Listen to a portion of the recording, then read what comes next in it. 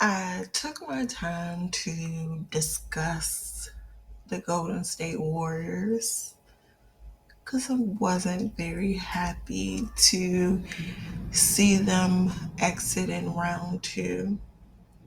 It hurt my heart. I end up actually watching game six, and I watched all the way up to like the fourth quarter, maybe the, the 7th minute mark, and I turned it off. I was like, what is happening? Is what I kept saying to myself. What is happening? Even at the start of the game, because I was like, what is happening? Did they come to play? Because it seemed like the only people who came to play was Dante. Now, I'm going to give Andrew Wiggins credit because he was hurt, but he still played and he gave what he could. But Steph, I was wondering at times, like, what is happening? You're way too loose. You are not locked in. But Steph ended up throughout the game, he was the reason to keep them above water, their heads above water, between him and Dante. And Looney, of course, do what he do. Looney shows up. Clay was horrendous, which I hate to say that because I absolutely adore Clay. Now, I'm not going to slander Clay like the people on Twitter because right now, some of these people on Twitter, I don't know what is going on. I think somebody recently wrote that they happy that the Warriors went out in round two because then it exposed the real fans and the fans that are quote unquote bandwagon fans. Um, I have I would say 99% of me don't like the fact that they lost, but there's 1% of me happy because I get to limit the amount of TV I watch and I don't have to have my heart pounding out of my chest watching a game. Because there are times where I'm watching a game and this is, I think, I'm trying to think when this started happening. Well, it's always happened with basketball, so I ain't even gonna go back. But my heart just beats out my chest to the point that I have to yell and breathe and slowly meditate to calm myself down because I get anxious about the whole um, basketball game because I'd be like, what is happening? What are you thinking? Draymond Green didn't even show up. I was disgusted with his play in this game. He had some good defensive moment, but he wasn't the Draymond Green of game five. And it's like, we need Draymond. And I was sitting there thinking to myself, I didn't even tweet this out because I was like, it ain't no point. But I was like, dude, does Tom Izzo have to talk to Draymond Green every time before the game for Draymond to get up and actually be the defensive player every time and look to attack? Because he was real passive. There were times where he was a little aggressive and he got to the basket, but for the most part, he was extremely passive in game six. Like, I feel like they came to lose. Just like, for an example, um, I saw yesterday on Twitter a video of James Harden and Joel Embiid walking into the arena, and I said to myself, they look like they have checked out before they even checked into the game for the first quarter. Like, them walking into the arena look like their body language does not look like they're locked in. They look sad. And I'm like, did the NBA tell them maybe it is a script? Because it seemed like either they got the script right before they came or something, because they did not look engaged at all. They looked defeated walking into the game. That's crazy. But I ain't gonna talk about them.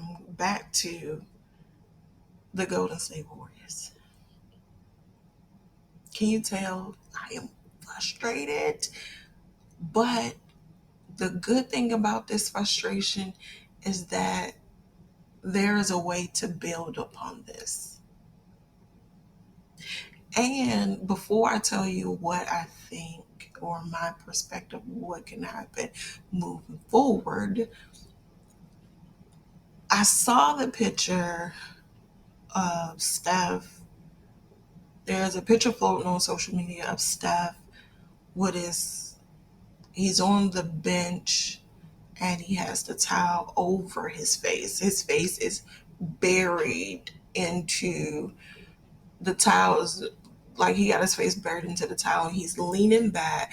Normally, Steph, when he's really focused, or even if even in defeat, he usually have the towel over his head and he's looking like locked in and focused. He looked exhausted. He looked, because again, he had to carry the Golden State Warriors because it just seemed like nobody really, every so often, only a couple people would come prepared to fight in the game, to come prepared to play in the game. Moses Moody has been great in the playoffs. I'm gonna give him his flowers. Andrew Wiggins did. I'm gonna grade the players. How about that? Let's go. Steph will get an A minus because a lot of times there were too many times Steph blew defensive assignments or did not defend as well as he has been defending lately. And yes, Steph has become a better defender. I'm not saying he's elite at it, but he is a good defender. He's made a lot of efforts. We seen it last year, all throughout the regular season, and definitely it showcased in the playoffs. So Steph get an A minus. Klay Thompson, C minus. He hits a couple great shots. He actually played some good defense at times. His his shot selections were a little questionable at times, especially if, yeah, okay, I'm going to say that. Draymond Green, C minus. He had he had two good games offensively in both rounds, if I can remember correctly, because I'm trying to block out some stuff. Um, he played decent defense, right? There were moments where he played elite defense. However, the second round, he didn't show up a lot. And there is this notion that he didn't because he was playing against LeBron. And the more I kept thinking about it, I was like, I can't deny it. Even though I like to defend Steph, Clay, and Draymond to the utmost, like I love to defend them. I have no problem with defending them. But sometimes, in this case, Draymond, I can't defend you because I do feel like you are not as competitive. You're not the competitive Draymond that we're used to when you're going up against LeBron, which sucks because one of the things I could appreciate about D Wade and LeBron, and D Wade and LeBron are probably way closer than a Draymond Green and LeBron. I think D Wade is one of LeBron's best friends. So D Wade says there was some quote or article or whatever the case, tweet, whatever, years ago when D Wade was still in the league and he was still playing, especially when LeBron left Miami to go back to Cleveland, and D Wade loved to compete against LeBron. And what he said was, yes, LeBron is like a best friend to him. They are extremely close outside of the court. However, but when they on the court, he go at him. He take his head off. It is like they are enemies at that time. And that's what I could appreciate. And I wish Draymond Green would adapt that mentality. Like, yes, you could be friends with AD, LeBron, whoever you want to be friends with. But on the court, and they not in the same uniform as you, they don't have the same as uniform you have on, meaning the front of their uniform does not say the Golden State Warriors or whatever, then you need to take their head off. Like that needs to be your mentality. Yeah, we could be best friends, we could be good friends, we could be bros, whatever, but on the court, when we are competing against each other, you are my enemy. And that needs to be the mindset. And he needs, yeah, that is going to be a part. Yeah, buddy. So C minus for Draymond. Andrew Wiggins will get a B minus because he outdid himself. Like Andrew Wiggins outdid himself being away from the game for half of a season. He came back playing like he had never stepped away from the game. So he gets a B minus. GP2, B. Looney, A. Moses Moody, A. Jordan Poole, F.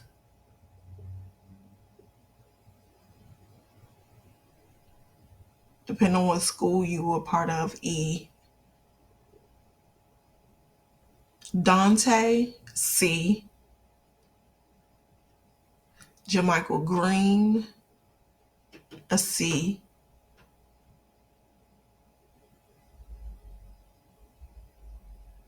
Trying to think who else played meaningful minutes. I feel like I'm missing somebody, but I'm probably not. Steve Kerr gets a D for coaching.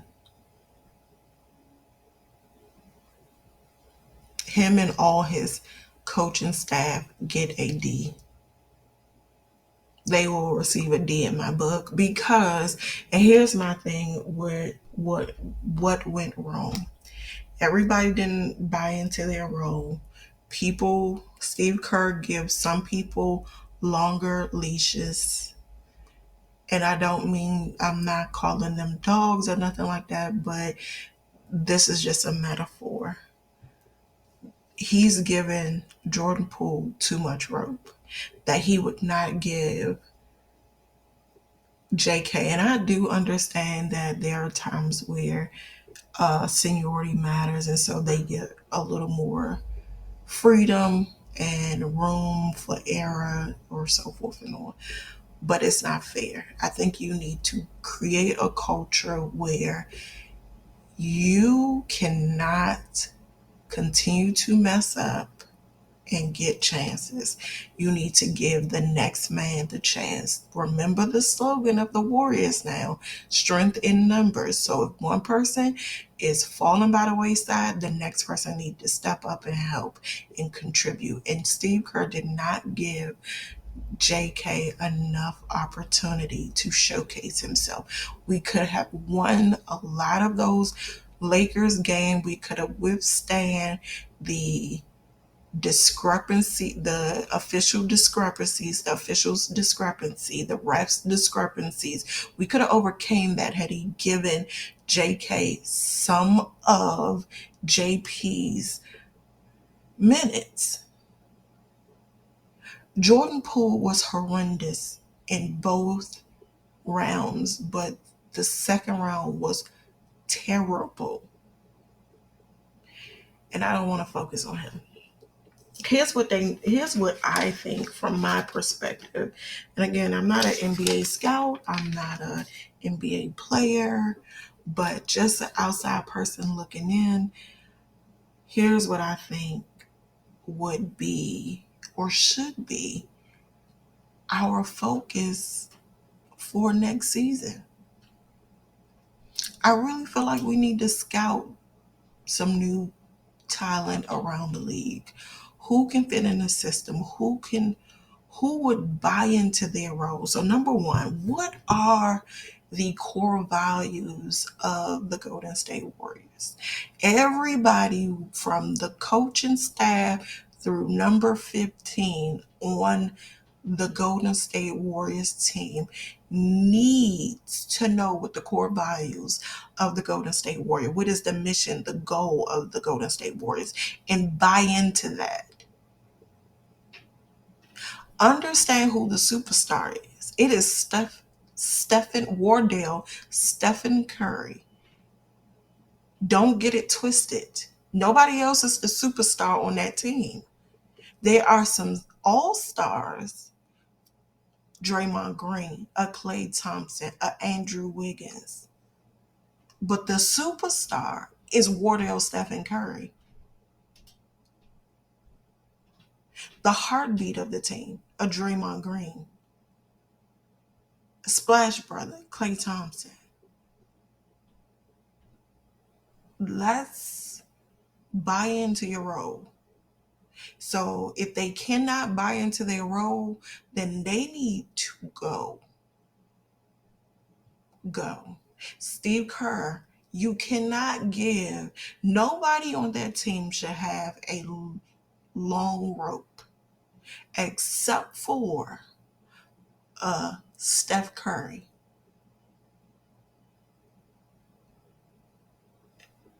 Yeah, Steph Curry. Because I was getting ready to say Klay Thompson and Draymond Green. I think they don't have a longer rope than Steph, but they have a little longer rope than the rest of the team. However, we need a big. We need a stretch big, a stretch four, a center, a real center. I need Steve Kerr to not be afraid to play different people. And when somebody sell out the way that, from my perspective, the way Draymond Green and Jordan Poole sold out in the second round, yeah, you need somebody else that can take the place. You sit them down, you bench them, and you allow a Jermichael Green, a JK to get back on the floor. Yeah. So I hope that each person hold themselves accountable and then be willing to hold their teammate accountable. I would like to see if they have conflict, that they all as grown men have a conflict, be able to handle conflict resolution. I don't know why I'm struggling with words.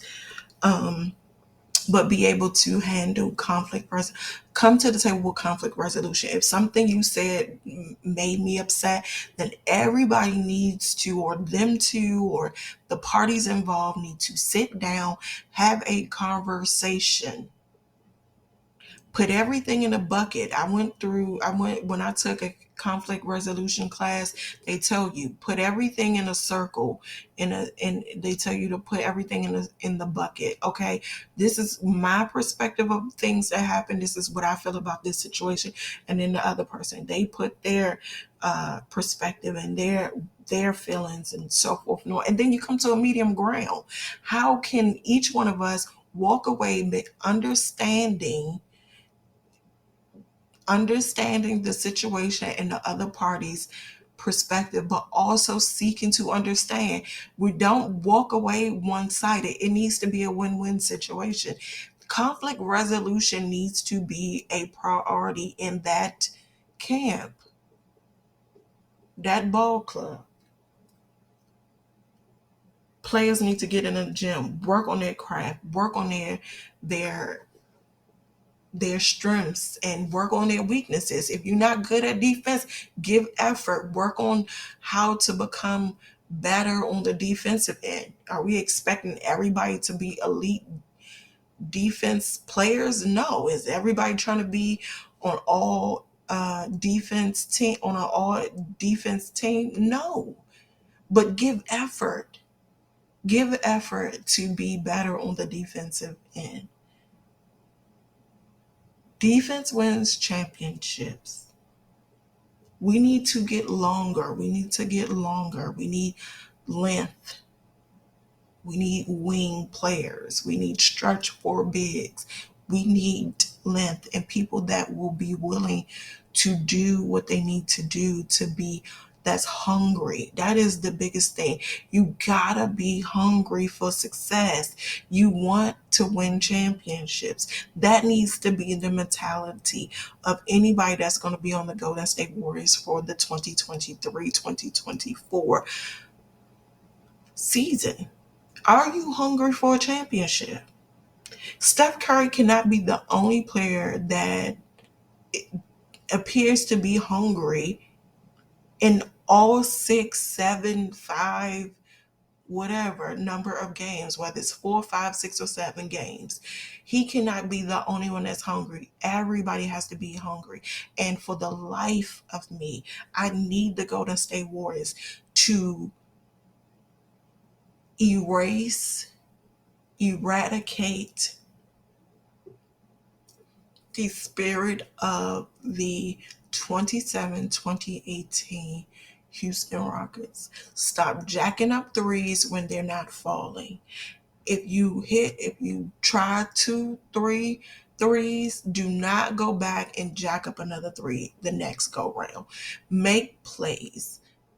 Utilize ball movement, utilize pick and roll, scout your opponents, see what works.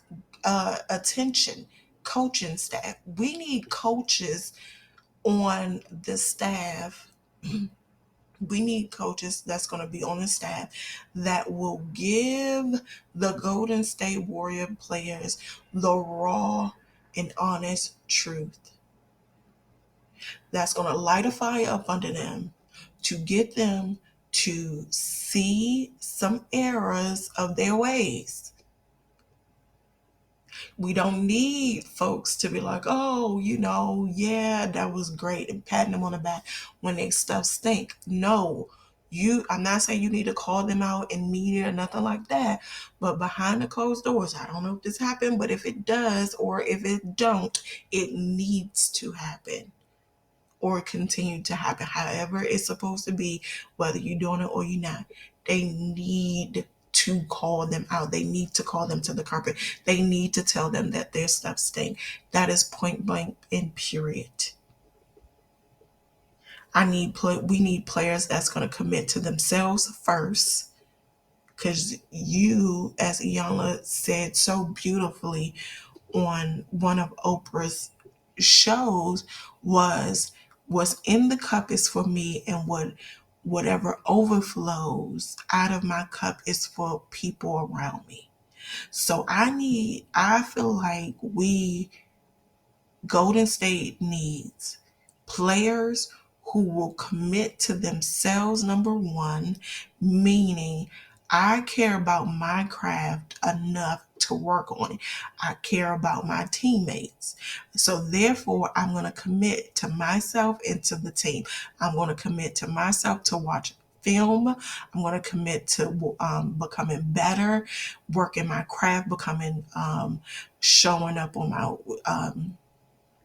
increasing my strength, and also getting better wherever I am weak, and being willing and open, asking the coaching staff or my teammates, where do you see my game lacking and how can I get help?